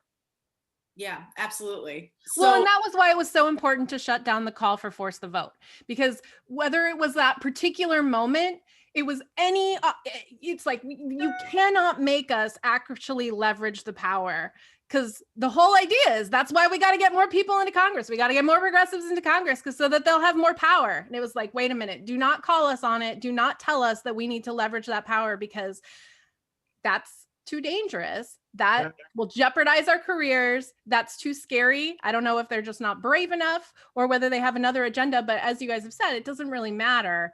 And that's why, exactly why we need to continue to point that out, because the progressive Democrats and all the organizations that Kit rattled off that are trying to elect people as Democrats, they have no strategy. The strategy that they're telling us that they're going to use is the same strategy that has been an absolute failure and has resulted in nothing and 100 days of nothing in this current administration, and it'll be nothing on until forever, until we break that cycle and call them out, and then get some people in there who actually understand what their job is when they're there. If I can interject real quick, to Callan's point, she's absolutely correct. But there's one little thing that we have to address about the politicians who are against the force to vote for Medicare for all. They would not have had all the power were it not for the obedient consent of those of people on social media. And look, I'm just going to name them out. You had Cenk Uygur of TYT giving them cover fire. We had people like Ryan Grimm of The Intercept giving them cover. That motherfucker. I can't with him anymore. You had Majority Report doing that. And look, TYT, Majority Report, Intercept, and all the people associated have large social media followings. I'm just going to say something, and look, maybe I'm wrong on this. Maybe everyone else can correct me on this, but I think force the vote in a hypothetical scenario maybe was one of those rare opportunities where there could have been a real progressive movement for change. But because there were others that chose to derail it, it's an opportunity that's lost that I don't see ever coming back again unless the stars align properly. Because again, it just wasn't the politicians, it just wasn't AOC that chose not to vote.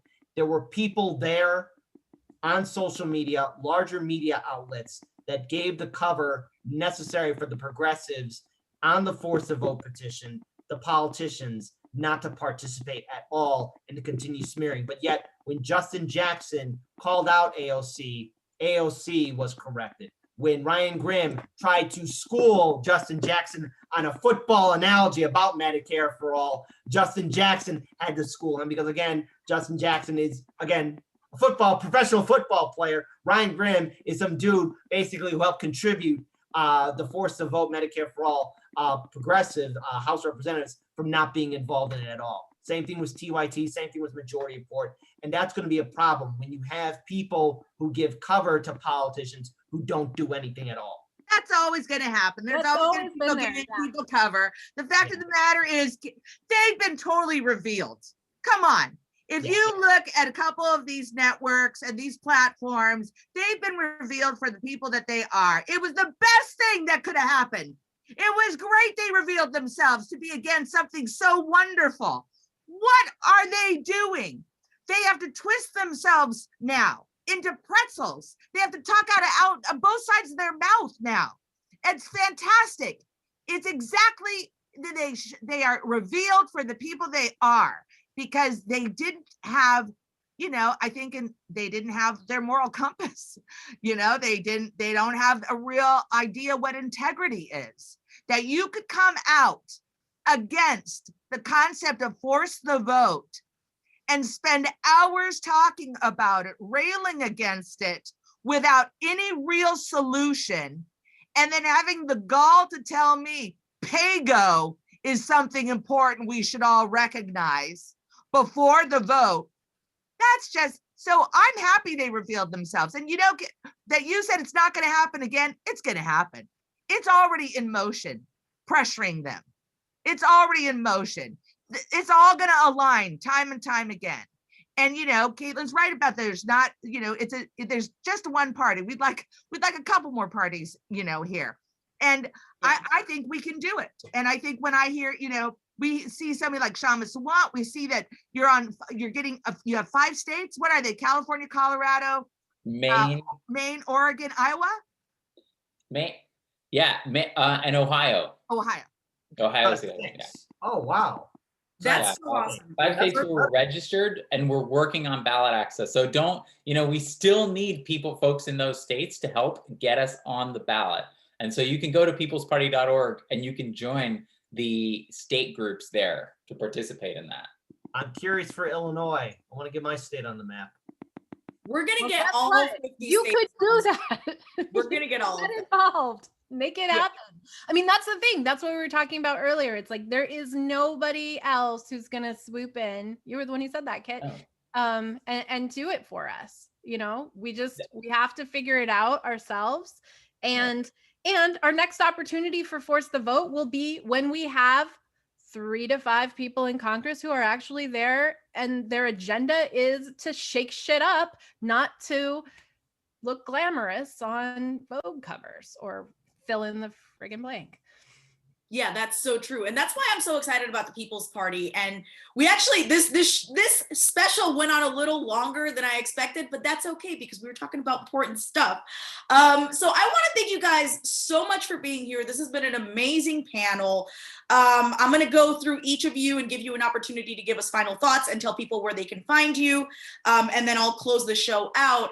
And I just want to let people know, don't give up hope. We are building a major new party. There is change on the horizon, and we just need you to be a part of it. Okay, so let's start with Kaitling. Tell people any final thoughts that you have, where they can find Move to Amend, and where they can find you. Yeah, well, you can find me on all the social media for now, and Kaitling_SB is sort of what I go by. And I would love it if everyone would check out the new podcast that I am part of that just launched yesterday called Agitated Podcast.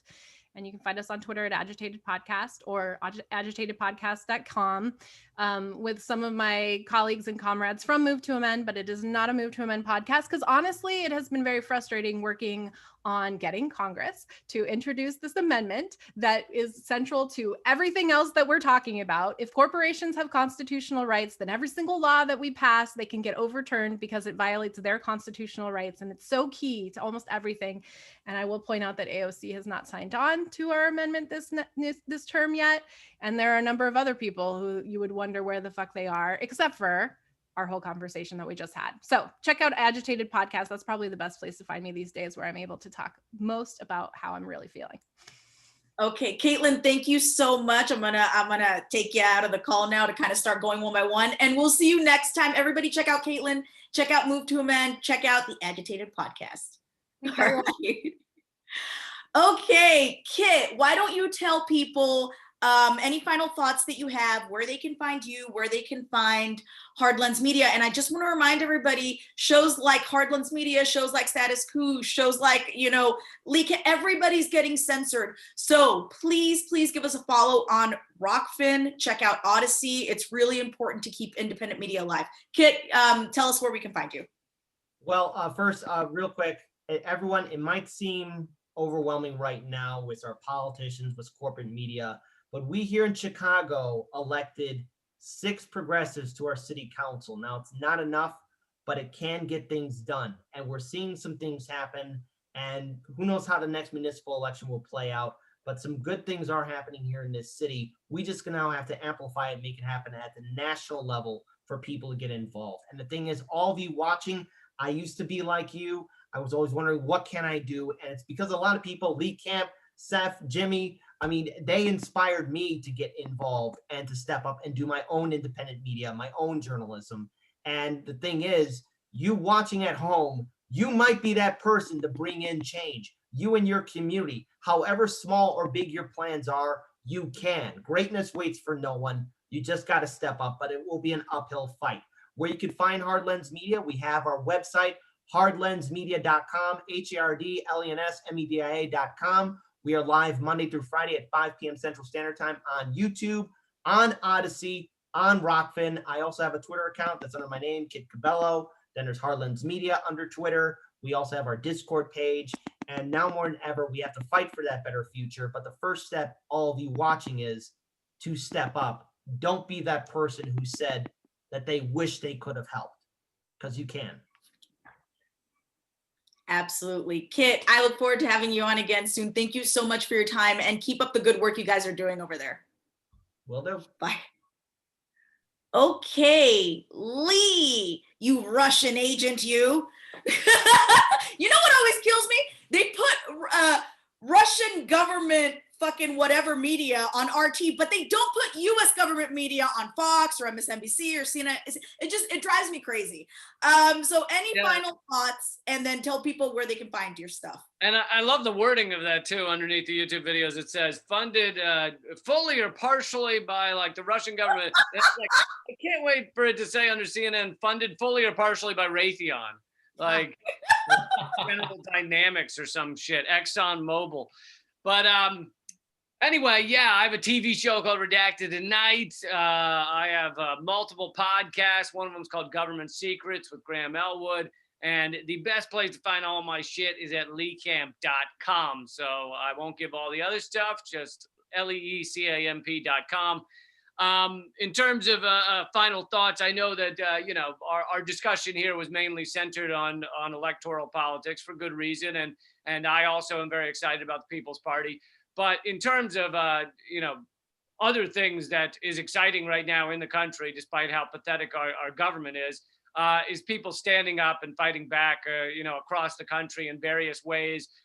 You have people fighting for housing, people fighting for higher minimum wage. You have in Philadelphia and other cities, you have people reclaiming houses that have been abandoned, and they're living in them and fighting the banks, basically daring the banks to kick these people out because they deserved housing. And so you have mutual aid groups popping up around the country.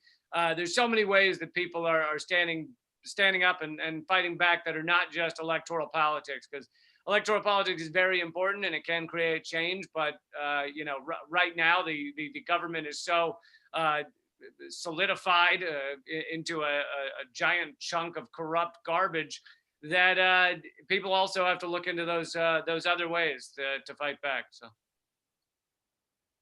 Yeah, that's so true. And I love all your shows. Everybody check out Redacted tonight. It's fantastic. Check out Lee. Lee, we'll talk again soon. Thank you so much for joining us. I really appreciate it. Thanks. All right, bye.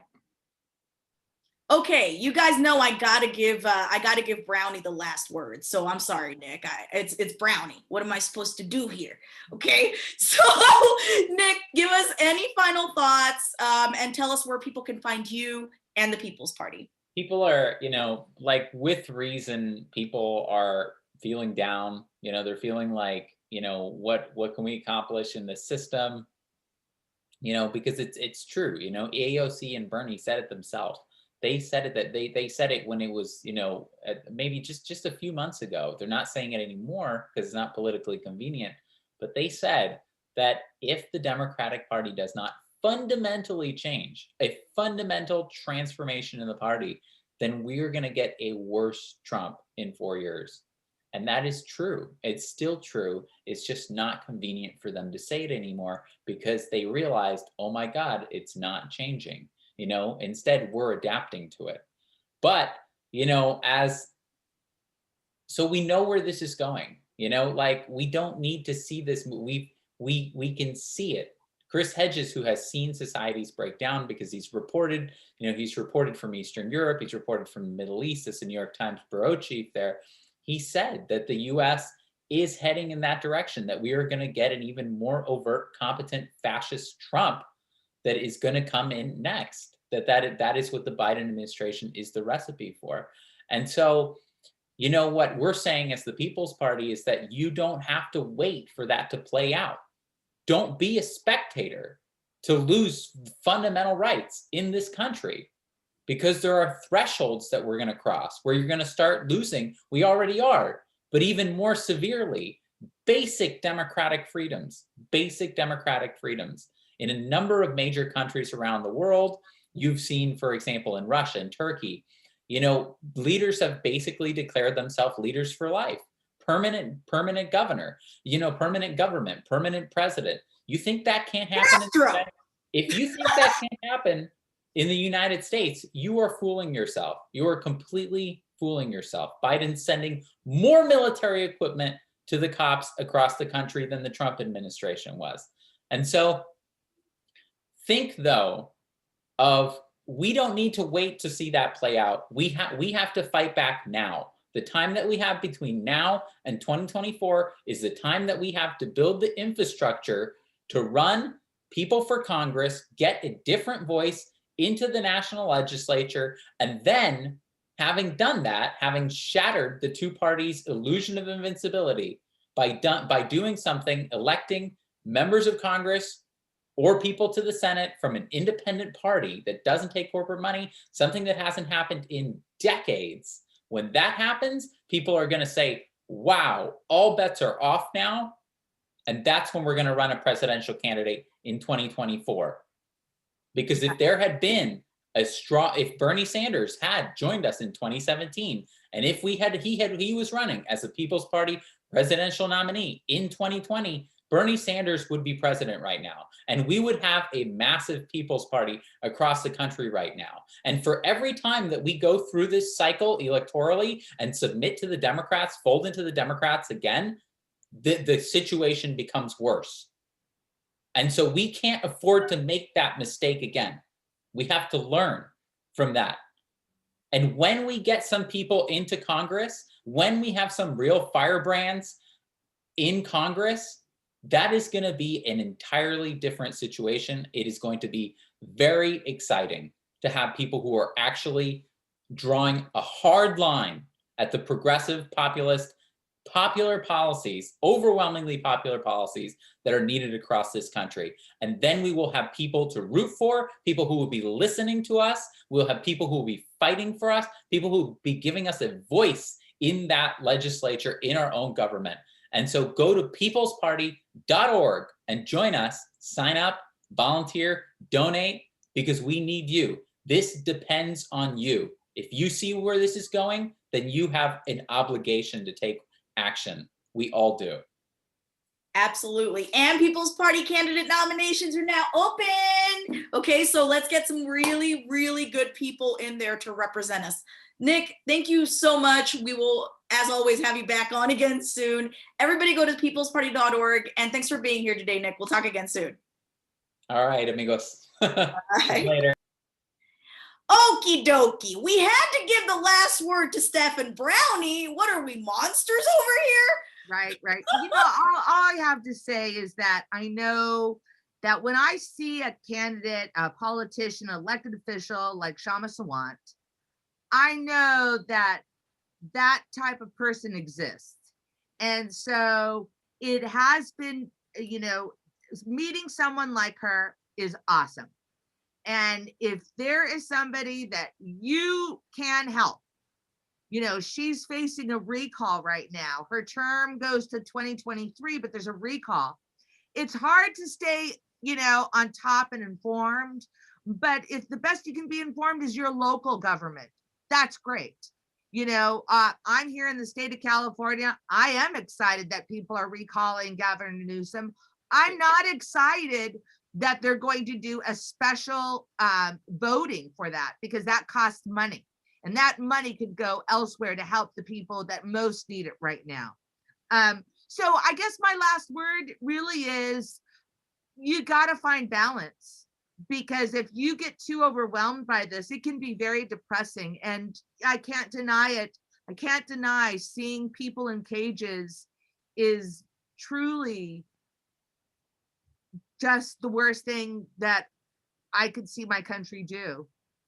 And that we see people of, dark skin being in cages, doesn't that make us, in a way, like then we become used to that? And don't we have the largest population of incarcerated citizens? So there are a lot of things that we can do. And it's great to meet like-minded people and to be a part of the People's Party. But if that's not your thing, find your thing. What's the policy that you're most impassioned by? And do what you can. And if it's just helping your neighbor, that is good enough. Yeah, that's so true. Tell people where they can find you online. You can just find me at the Jimmy Dore Show, or I'm on Twitter at, I'm the miserable lib. That's it. Thank you, Stef and Brownie. We'll see you guys next time. You guys are amazing. Adios, ladies. Bye-bye. All right, everyone. You guys, this has been such an amazing show. Okay, we have some super chats, so we are going to read through them before ending the show. Okay, Climate Rebel said, yes, absolutely. Hashtag fuck YouTube. Thank you, Climate Rebel. I completely agree. That's why my full live streams are not available on YouTube anymore. They're just not. I'm done with them. I let my streams go for the first few minutes and then I turn it off, and you can only watch it on my other platforms. And guys, I'm telling you, sign up for Rockfin. Rockfin is not only completely free to use, it's completely ad-free. So you can watch all of your favorite content from The Jimmy Dore Show, Lee Camp, Graham Elwood, Hardlands Media, Status Quo, everybody's on there. And you can support us by watching us there instead of on YouTube. If YouTube is going to censor independent media, then we need to step up and say, we're not going to take this. And by the way, if you sign up for Rockfin Premium, which is only $10 a month, you get access to all of the premium content from all of your favorite lefties, and you get exclusive access to our live stream replays anytime that you want, okay? So do that. So thank you so much, Climate Rebel, for the tip. Let's see. Okay, Andrew D, thank you so much for the $10 tip. Really appreciate it. You guys are amazing. Let's see.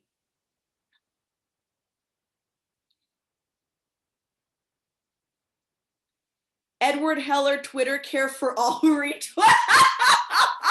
That is so true. Can we all have Twitter care? You guys, thank you so much for tuning in today. This has been probably the best panel I've had, because it's been the largest panel I've had. And we're definitely going to do more shows like this. I did want to let you guys know about our next show coming up. Let me bring this up here and share it with you. So we're going to be interviewing Mike McCorkle, who's an activist, attorney, and a People's Party Advisory Council member. Let me share the screen for you. That is going to be on May 13th at 3 p.m. We are going to be streaming. It's going to be a great episode. We're going to talk about the People's Party and the legalities of what it takes to get ballot access in each state. You guys heard Nick talk earlier today about on the show about how we're already in 5 or 6 states and we're working on more. And Mike is a huge part of this. He is helping us figure out, because every state has different rules for what you need to do to get on the ballot on that state. So it's going to be a great conversation. I want to encourage you guys to tune in on May 13th. And I want to remind you guys, let me pull it up over here.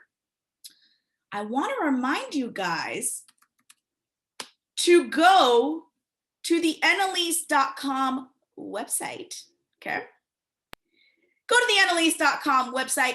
There you can support the show. You can watch our videos. You can see what events and interviews we have coming up. You can subscribe to our newsletter so you can know when those events are happening. Give us some love on the Eynelys.com website and follow us on Rockfin. I know I'm saying it over and over again. I can't say it enough. We need to support independent media. All right, guys, this has been the latest episode of the Eynelys Show. I am your host, Eynelys Garcia. We will see you guys again soon. And remember, go to peoplesparty.org.